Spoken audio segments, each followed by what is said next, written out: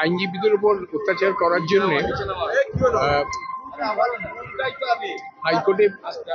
হাইকোর্টে application move করা হয় কন্টেম্পটের জন্য, এবং সেই কন্টেম্পটের রুল ইস্যু হয়।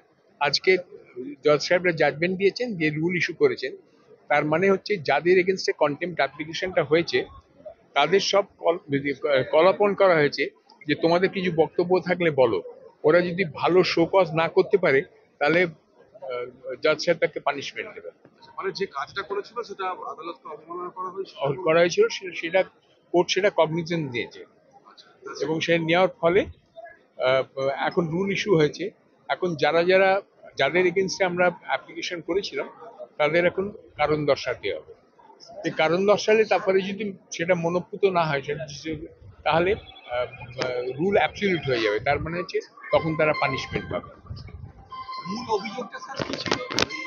মূল অভিযোগ ছিল যে আইনজীবীদের কোর্টের মধ্যে ঢুকে আইনজীবীদের ওপর লাঠি চালনা এবং অত্যাচার করা, জজ সাহেবের কোর্টরুমের মধ্যে ঢুকে যাওয়া, সেখানে গিয়ে কোনো তার জজ সাহেবের পারমিশন না নিয়ে কোর্টের মধ্যে এগুলো সমস্ত, টিয়ার গ্যাস চালানো, ভাঙচুর করা, মোটরসাইকেল অনেকগুলো ছিল সেগুলোকে ভাঙা, এই সমস্তগুলো নিয়ে একটা কন্টেম্পট অ্যাপ্লিকেশন হয়েছিল পুলিশদের এগেনস্টে। তাতে সিনিয়র অফিসার পুলিশেরও অনেকে ইনভলভ ছিলেন,